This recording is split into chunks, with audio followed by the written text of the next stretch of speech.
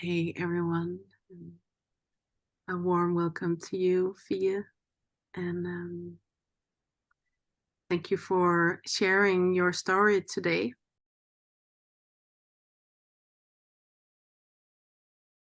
The most significant shifts, I think, has been energetically an experience of expanding my capacity of holding and of showing up in the field and in the work that I do, and becoming very connected to this. It's an experience of a leaned back place of space holding. um yeah yeah I think it's definitely like the most significant shift has happened there, and then everything else has just rippled. The way that I show up for the work that I do is from that lean back place, and that I have really anchored into through this education. Yeah. So that lean backness and anchored in, what has that, created for you in the outer world? Like what things has been, maybe you've had more courage, or maybe you've created new things. Do you want to share a little bit about that? Yeah, so it felt like or it feels like a clarity that has arrived, a clarity and a grounding into what I'm here for, and really grounding into my purpose and stepping into even more alignment with that, and then creating from that space, and um, taking in clients and creating programs and festivals from that place. Mm. I'm just, there's just this coming right now, fear that you have previously been very active to share about sexuality and what our sexual education in the world today is kind of affecting, how it's affecting society, how it's affecting us. um, and obviously you had a pull to sign up for Tantric Sexologist because it felt in alignment with what you're here to share now. Yeah. So my question with that is, how does it feel now for you to be on this mission, to have the tools and the you know the professional, in a way, clarity, as you say, and skill set to offer that into the world? Like, what is your mission with it, and how does it feel? Two questions. um yeah, so my mission with it is really bringing more awareness into the field of sexuality and into the way that sexuality expresses, and working right there. I find it so interesting, like really diving into the depth, and so much is shown in the field of sexuality. Like, how do we meet ourselves and each other in that space? It really shows a lot about like how we meet each other in all other aspects of life, and how we meet ourselves in all other aspects of life. And I think before I went into the tantric sexology training, I just had this immense experience that there's something that is off. Like, it's off. There's something that is not, that doesn't feel in integrity, that doesn't feel true in the way that we explore or meet sexuality, and the way that we are educated into that has just felt very wrong, and has created a lot of trauma and tension and disconnect for me. So I had this big, like, revelation of that, like, what what is going on? Like, this doesn't feel right. This feels so wrong in so many ways. And I, as a woman, I awakened to like having but like boundary crossed myself, and getting my boundaries crossed by while growing up. And a lot of it was connected to like this sexuality and the way that we meet each other in that sexuality. So it was like this awakening to it, and also like a really deep raw, really deep anger about it. Like, this is not how it's supposed to be. Oh, so I felt that big burning inside of me to change that. And the tantric sexology education has just felt so in alignment with that, like creating way more depth and understanding of sexuality, and also trauma, and being able to bring that into the work that I do has been life-changing in so many ways, and it just feels immensely true. And one of the things that you are currently creating is a new Tantra festival in Copenhagen that's called the Alive Copenhagen Tantra Festival. And it is specifically targeting the youth, and bringing in this trauma-informed facilitation into that field. Yes. Yeah. So am I understanding it correct that creation is also part of this mission of yours to really bring that fully like into the tantric field as well? Yes, completely. Like, really bringing in this new paradigm of how we view sexuality, and how we in the end, how we can become more fully authentically alive with all that we are, and support each other in that, and meet each other from that place which is authentic and raw and real, because that's the field where so much magic can happen. And if we're stuck in like the conditioned way of relating, the conditioned way of sexuality, intimacy, there's just so much that we're missing out on. And I really, really want to, share this magic with the world that is right there at our fingertips when we just, pause and bring in some awareness and deeper connection to ourselves. Yeah. Another route in this conversation, Fia, because this all sounds so incredible. Like, you felt this call, you joined, and now you're creating all these things. Yeah. And that's obviously, I mean, the beauty of the story, but another part of it that I know from myself as well, as a creator of this education, and just my own journey has been this, like the fear of stepping into this work, a fear of being visible with it. And I would love to hear how that has been for you. Like, what has your journey been around fear? Because I think it's a big thing for a lot, and around sexuality. And now it says certified tantric sexuality. Like, ooh, what is she doing? Like, Yes. I want to share about that. Yeah.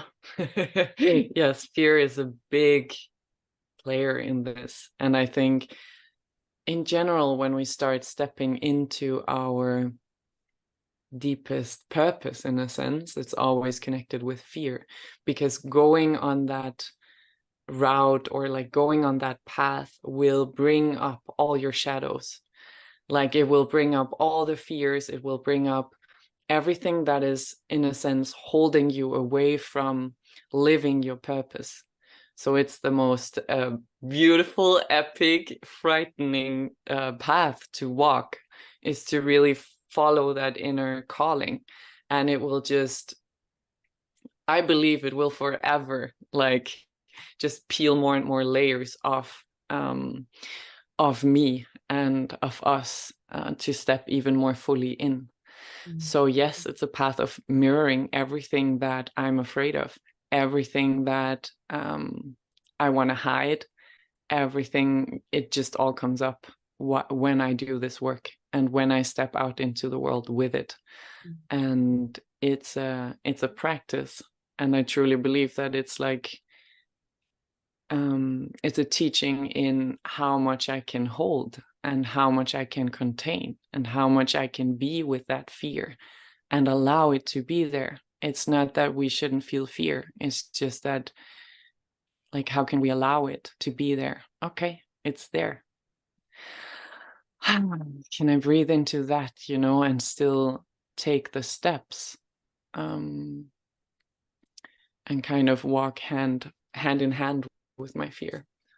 And yeah, I believe it's a path of healing, because it's also a path of healing all the collective shame, all the collective fear, and the ones of my lineage, like being a woman stepping out into the world, claiming her sexuality and working within this field is scary as fuck, because we've been silenced, we've been burned, we've been slut shamed, we've been shamed in so many ways out of that power. So how can I claim that and not allow the fear and the conditioning to hold me back?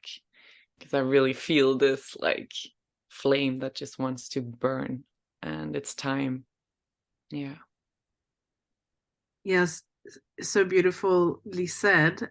And with this, it's about the allowance. It's about holding hand with the fear, because obviously people have a lot of different glasses on that they see life through, their own maybe shame or their own fear or their own trauma, and perceiving you, perceiving me, perceiving maybe people working in this field.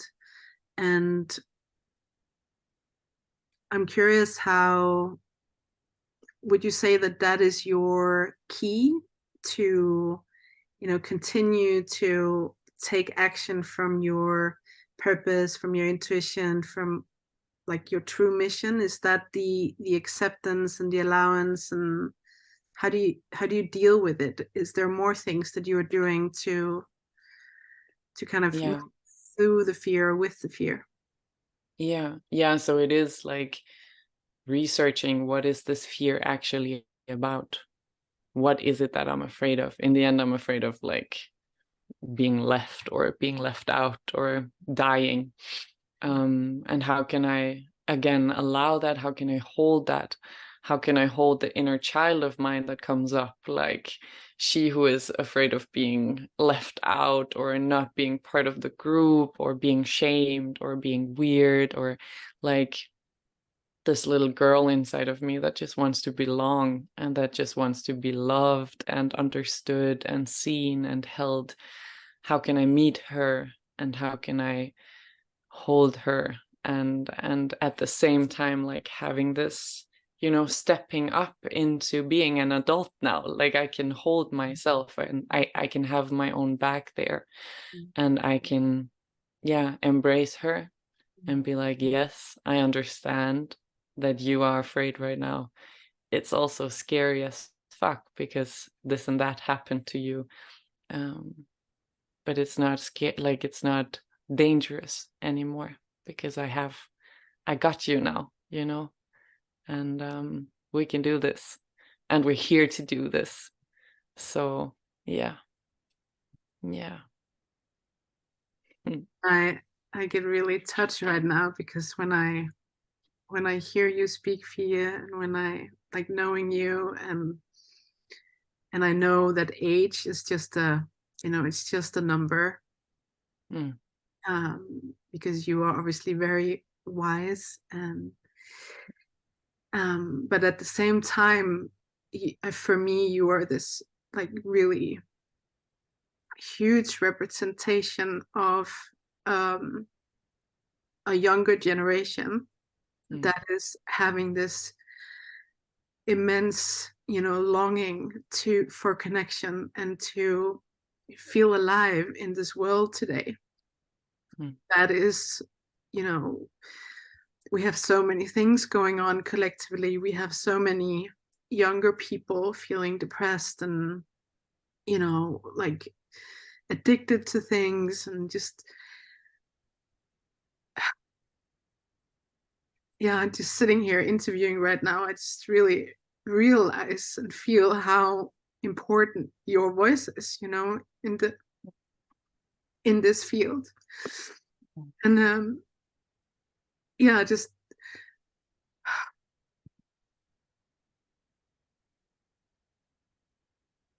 obviously we are all longing for a deep sense of connection, you know, and um yeah, I kind of lost it now. That's okay. Yeah, But yeah, but I feel you. And I think there is like there's also a reason why we start, you know, I burned out when I was 21. Like that's very early. And I think there's a lot of young people who are feeling this immense pressure and this immense stress and this immense like just load of having to perform, of, you know, it's fucking tough out there. And I think there's a reason for it. It's because we are, you know, we're on the way to create a shift, and there's a shift needed. There's a reason why we are depressed. There's a reason why we are stressed.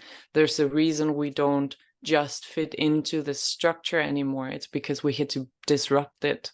I really believe that. And yeah, yeah. I really believe this work is part of that, you know, creating a new paradigm. Um, because you're saying it's so fucking spot on, like the perfectionism culture, the performance culture, we see it in the school system, we see it in porn. It's like that is what the youth is being brought into.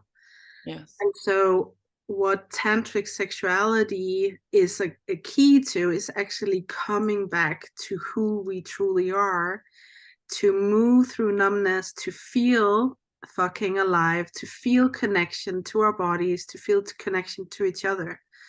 And that's Yeah. why I really feel this alive tantra festival that you're creating is just so fucking important.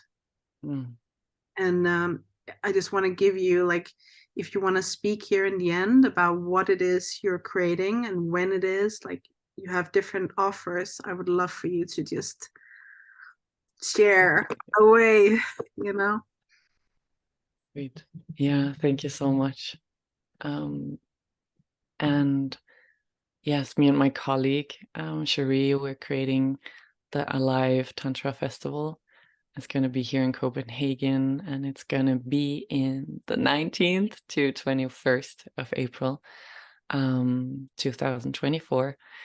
A gathering of, yeah, of human beings who want to be alive and who are, you know, craving more aliveness, more connection, more realness, more authenticity. Um, and it's going to be a big celebration of that, and a deep dive into that. Like, how can we become more truly, authentically alive with all that we are, and really embrace all the flavors of who we are, all the, you know, the vulnerability, the smallness, and the big expressions. Like, all of that is welcome, and we want to create a field where that is welcome, and a field of, or a container of safety to really expand, because that's the foundation. It's the safety. Yeah, so that is something that I'm truly inviting into. Yeah. Mm. Yeah. Mm-hmm. Mm. So I think down here below I will put a link so people can go check it out. And yeah, just thank you so much, Fee, for sharing your Mm. journey with tantric sexology and spreading your mission. Mm. Thank you. Yeah.